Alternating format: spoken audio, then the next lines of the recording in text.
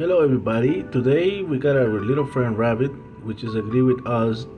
This is a faster hard drive for this MacBook Pro 2012. And what we're gonna do is replace the hard drive that is inside.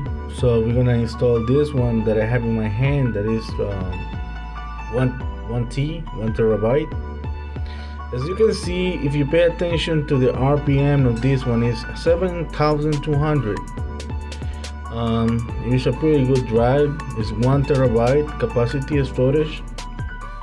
It's HGST. And then we're gonna start with the procedure. And what we're gonna do is we're gonna use a 00 Phillips screwdriver, and we're gonna start to take off and remove all the screws around the back cover, the bottom cover. And as you can see, I'm removing them and organize them the same way that I'm taking them off. Trying to say the same way they are organized right there. We have 3 lungs on the left top side. So if you can see, I put everything in the order I took it off, just in a smaller section, just to remember which screw goes in which area. Of course, we don't want to fail when we're putting it back. So what we do next is we remove the cover, and now we have access to different parts of the laptop. As you can see, here's the battery. I already did a video on how to replace the battery before. Actually, I did this one.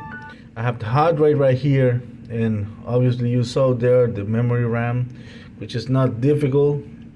I would like to say sorry about the video quality, but I'm not using the same camera that I've been using before, but I will do my best to explain you the process. As you can see right here, this is our hard drive. We need to remove it, and this hard drive is only held by 2 screws. There is a bracket on the side, the one that I'm getting loose right now. So there is 2 screws that we need to get loose. They don't come off of the bracket because you can easily lose them. So that's a nice feature of this kind of bracket, that the screws don't come all the way out.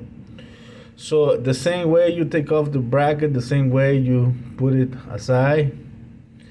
As more organized you are when you're removing things, as better it is to put it back.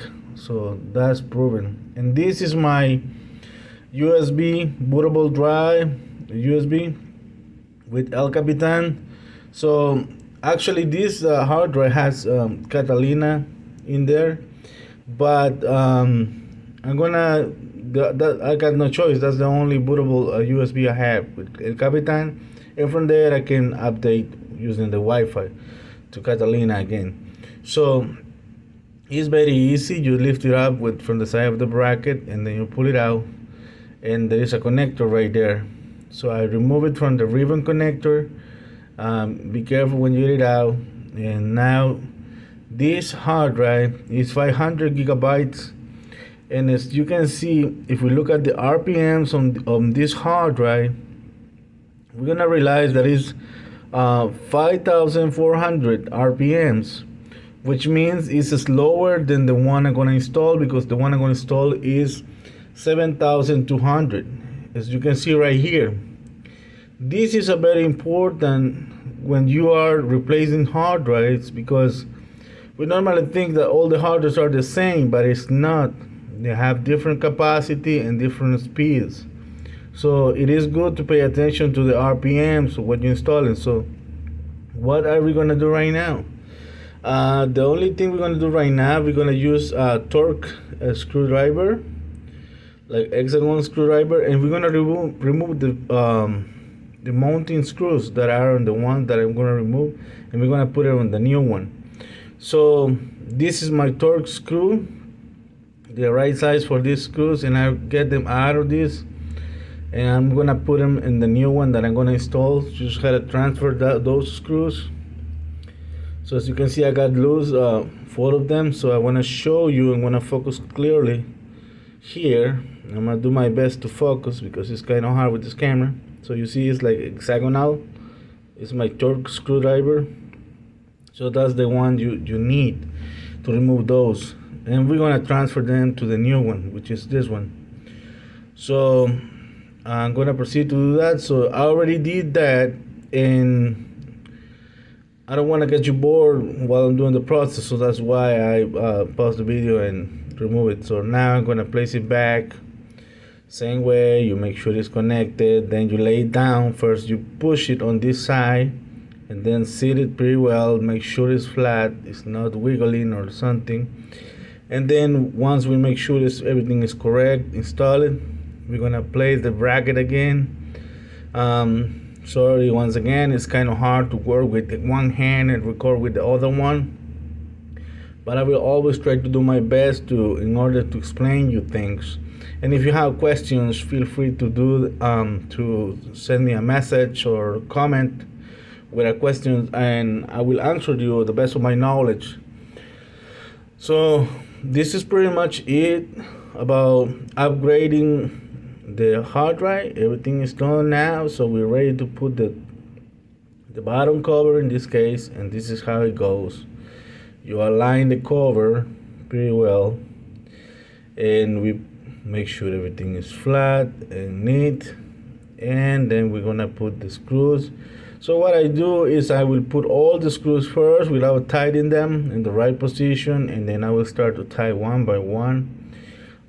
You see those three are the longest one, that I just point. So all the screws are back where they're supposed to be. And now the last thing we're gonna do, I'm gonna change the focus, and we're gonna get in tight with the screwdriver. What I like about this model is that it is very easy. With the new MacBook Airs and stuff like that, they changed the kind of screw they use, and then you need a special screwdriver for every single work you're gonna do. So these guys at Apple, they don't try to make it easier for you, so they always find a way to make your life complicated. But there is always guys like you and me that find out a way to get with it and avoid those high fee services and doing some work.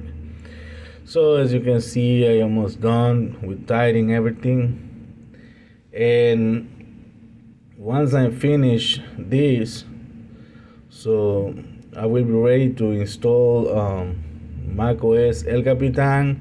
I will explain you a little bit what to do when you're installing that, because many people ask questions how to do that. After I finish this installation, I want to tell you also that I will be making a video on how to create a bootable USB drive for Mac OS El Capitan, because apparently many people has told me that they have problems. So I wanna be able to tell them how to do this properly, because the one you see me using right now, I did it. And what do you need is a different MacBook in case the one you wanna working on is broken. You need somebody borrow you a MacBook, and then you can create it. I'm gonna show you the process in another video.